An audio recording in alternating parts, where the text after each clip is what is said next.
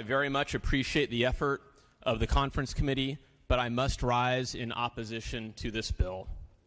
While there are many commendable provisions regarding fire prevention, including infrastructure improvements and better vegetation management, this did not need to be joined to this bailout.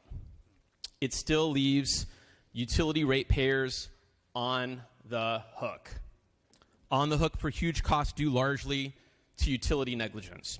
Members, the word negligence doesn't even appear in the bill, which is indicative of how limited it is in terms of ratepayer protections. In the most critical section of the bill on covering the cost of wildfire damages in 2017, it states that the PUC shall consider the electrical corporation's financial status and determine the amount the corporation can pay without harming ratepayers or materially impacting its ability to provide adequate and safe service. This stress test process will ultimately determine how much a utility and its shareholders will pay for the 2017 wildfire damages. So, this puts a cap that could well prove to be a disproportionately low one that allows them to pass on major costs to ratepayers tied to utility negligence. So again, it's a cap for shareholders, but not for ratepayers.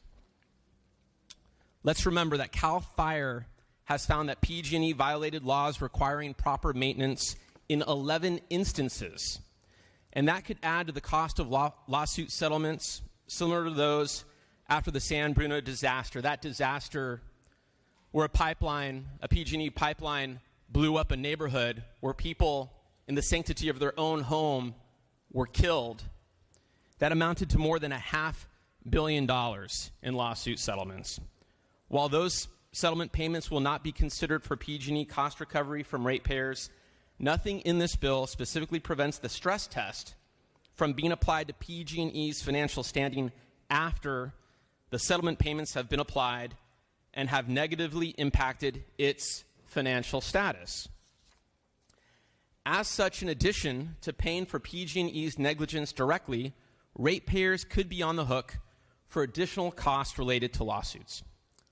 So once the immediate financial threat has passed, the shareholders and Wall Street underwriters can return to their safe, dependable profits, while ratepayers will keep writing checks to pay for damage they did not cause.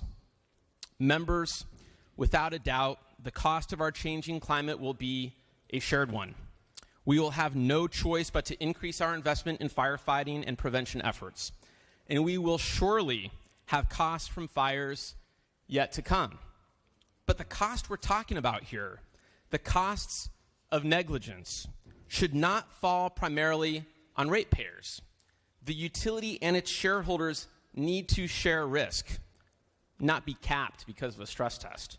They can't socialize the cost of disaster while privatizing all profits. Unfortunately, this bill does not resolve that imbalance. Remember, even when Congress bailed out the automakers paid them back. Therefore, despite the proactive fire suppression provisions in this bill, I ask for a no vote on SB 901.